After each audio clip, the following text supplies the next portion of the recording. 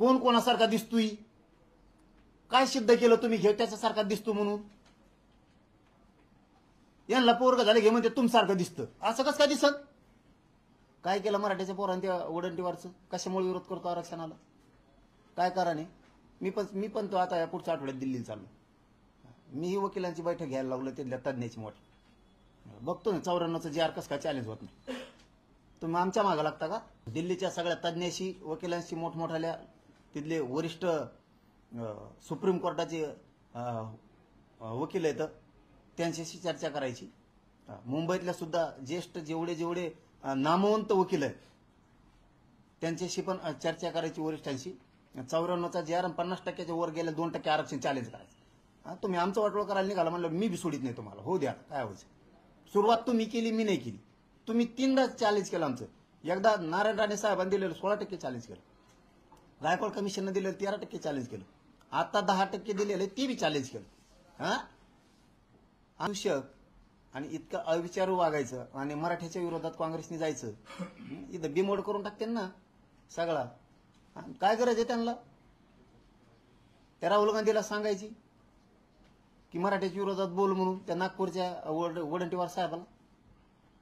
काय केलं मराठ्याच्या पोरांनी त्या वडंटीवारचं? कशामुळे विरोध करतो आरक्षणाला? काय कारण आहे? मी पण तो आता या पुढच्या आठवड्यात दिल्लीला चाललो. मीही वकिलांची बैठक घ्यायला लागलो, तिथल्या तज्ज्ञाची मोठी. बघतो ना 94चं जे आर कसं काय चॅलेंज होत नाही. तुम्ही आमच्या मागं लागता का? आम्ही आमचा रात्रीच विषय झाला.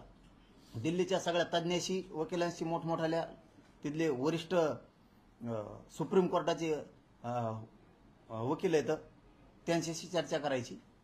मुंबईतल्या सुद्धा ज्येष्ठ जेवढे नामवंत वकील आहेत त्यांच्याशी पण चर्चा करायची वरिष्ठांशी. 94चा जे आर 50%च्या वर गेल्या 2% आरक्षण चॅलेंज करायचं. तुम्ही आमचं वाटोळ करायला निघाला म्हणलं, मी बी सोडित नाही तुम्हाला. हो द्या, काय व्हायचं? म्हणजे तुम्ही सरळ मराठीच्या अंगावर यायला लागला, वाटोळ करायला लागला. मी आता सुट्टी झाली, बहुतेक मी उद्या सुट्टी घेणारच. लगेच मी 2-4 दिवसात ठरवणार आहे. दिल्लीच्या बी सगळ्या तिथं प्रत्यक्ष जाऊन त्यांच्याशी बैठक घेऊन चर्चा करून मी सुद्धा सुरू करणार आहे. आता आमच्या मागं घेण्या देण्याची 7.5 लावता आमचं खरं असून आमच्या जे आरच्या विरोधात कोर्टात गेलात आहे का नाही? आम्ही गेलो तुमच्या विरोधात कोर्टात कधी? आमचा नुसता हैदराबादचा गॅझेटियरचा जे आर निघाला तर तुम्ही लगेच चॅलेंज केला. इतकी वाईट नीती आहे तुमची मराठ्यांविषयी. हे मराठ्यांपुढे पुरे उडे पडले जातात. हे नीती हे मराठ्यांच्या विरोधात आहेत. यांना मराठ्यांचं कल्याण होऊ वाटत नाही, मोठं होऊ वाटत नाही. मराठ्यांच्या पोरांचं वाटोळ व्हावं इतकी नीच विचाराचे हे लोक आहेत, हे मराठ्यांच्या लक्षात आलं. सुरुवात तुम्ही केली, मी नाही केली. तुम्ही 3दा चॅलेंज केलं आमचं.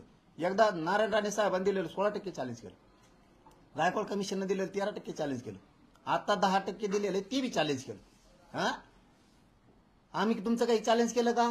आता आम्ही लढून चटण्या भाकऱ्या खाऊन उपाशी तापाशी मुंबईत राहून आम्ही हैदराबादचा आणि पश्चिम महाराष्ट्र 17 संस्थांचा गॅझेटियरचा जे आर आणला.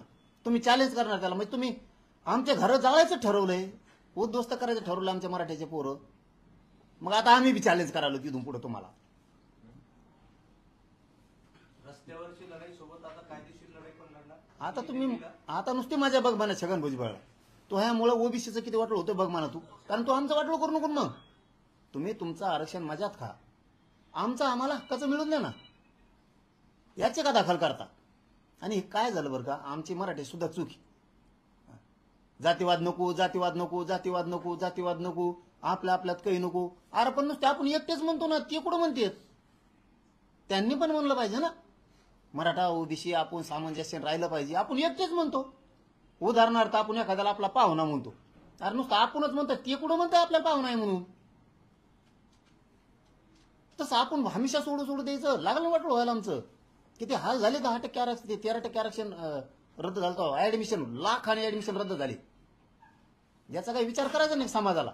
आणि काय विचार करायचा? आणि आमचे काही लोक म्हणतात नको काय बोलायचं त्यांच्या विरोधात. काय बोलायचं? फाशीवर देतो पोरं मग आपले. घ्या म्हणा पोराला फाशी औषध. ही भूमिका चांगली नाहीये. म्हणून आता ना हे कोर्टात गेले ना, आमची नुसती वाट बघायची कोर्टाचा निकाल काय करतोय, कोर्टाचा निकाल कसा येतोय, कोर्टाचा निकालाचं काय नुसतं बघायचं.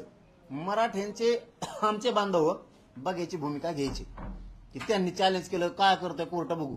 हा कोर्टानं उडीलं की बसले रडत. त्यांच्यापैकी यांचा बी उडाना, आपलं उडणार ना यांचा उडायचं, ठोयचं नाही यायचं. तेव्हा हे ठेपेली ते नसता. आमचं तुम्ही चॅलेंज करू नका, आम्ही तुमचं चॅलेंज करीत नाहीत. प्रत्येकाचं भांड्याचं घर आहे, काचाचं घर आहे, फुटतच असतं, ध्यानात ठेवा. तुम्ही काय लई पक्का आरक्षण नाही तुमचं बी. हे 16% आरक्षण दिलेलं आहे त्यावेळेस, हे आरक्षण 100% उडत आहे.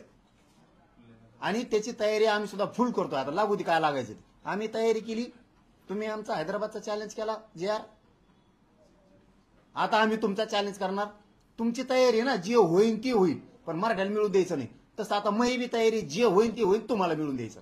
या युद्धाचा अंत कुठे होणार? त्यांना विचारा त्याचा अंत कुठं होणार. ज्यांनी दिलं राव त्यांचं सुद्धा नाही झाले. त्या पवार साहेबांनी यांना आमचं आरक्षण दिलं, त्यांचे नाही झाले. त्या पवार साहेबाला पश्चाताप येत असन, तिच्या आली यांना उगाच सापाला दूध पाजिलं, त्याच्यापेक्षा मराठ्याला दिलं असतं तर बरं झालं असतं. पश्चाताप येत असन त्यांना आता की मराठ्याला आरक्षण दिलं असतं तर बरं झालं असतं. काय चुकीचं करतोय मी? कोण नाव ठेवतो याला? कोण आहे मराठ्याचा असा की त्याला वाटतं आपण त्यांचं चॅलेंज करू नये? मग त्यांना का वाटत नाही की मराठ्याचा JR चॅलेंज करायचा नाही? तुम्ही आमच्या वाटत जाऊ नका, आम्ही तुमच्या वाटत जात नाही. आणि तुम्ही आमचे JR रद्द करणार, आरक्षण रद्द करणार, आणि आम्ही कवर बघायची भूमिका घेणार, खाली माने घालून कवर जगणार आम्ही. तुम्ही उठा सुटता की कोर्टात पळता, उठाचा सुटता की मोर्चे काढता, उठाचा सुटता की नुसतं आग उकाता तुम्ही मराठ्यांच्या विरोधात. किती दिवस सहन करायचे आम्ही नको नको नको म्हणून? तुम्ही थोडं बी थांबा ना, तुम्ही माझाड्यासारखंच करायला लागली. मग आता तुम्ही मास्तच जिरावं लागेल ना, त्याशिवाय तुम्ही गप नाही बसणार. आता होणार आहे फाईट. शरद पवारांचा काय मुद्दा आहे? नाही ते सांगितलं तुम्हाला मी की आमचं आरक्षण आहे 16%, आणि त्यात गेलेल्या जाती त्या आरक्षणात बसतच नाही. आणि 94 पासून तसं तरी मी सरकारला आता माहिती मागितली. 1967 पासून 2023 पर्यंत मला पुरी माहिती पाहिजे. आरक्षणात कोणत्या जाती घातल्या, कशा घातल्या, काय निकष लावून घातले, हे मागासवर्ग आयोगाच्या यादीत बसतेत का, केंद्रीय मागासवर्ग आयोगाच्या यादीत बसतेत का, हे निकष पूर्ण करतेत का, ह्या जाती प्रगतशील आहेत का, आहेत तर मग कस काय घातल्या, कोण कोणासारखा दिसतोय, काय सिद्ध केलं तुम्ही घेऊ त्याच्यासारखा दिसतो म्हणून? यांना पोरग झाले घे म्हणजे तुमसारखं दिसतं, असं कसं काय दिसत?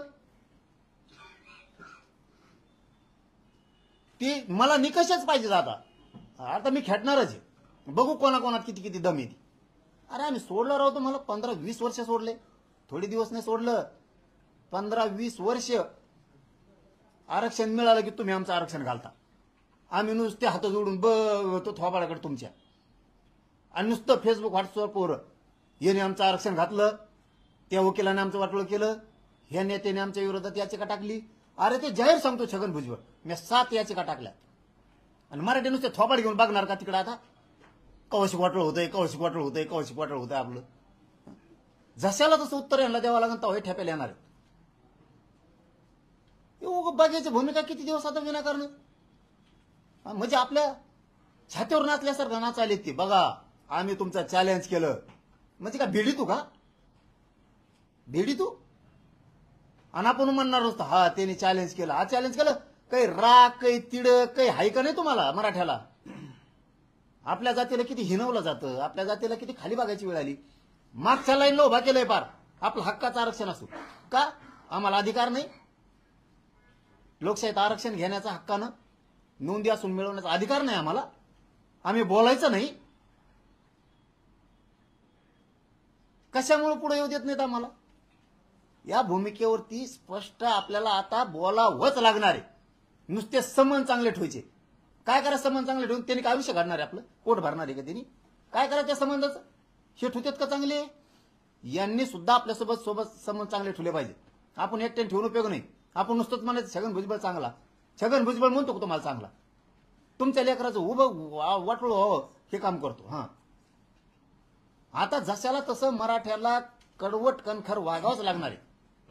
त्याच्याशिवाय आपल्या पुढच्या पिढ्या नीट जगणार नाहीत. आता यांचे सगळ्यांचे रंग मराठ्या पुढे उघडे पडलेत.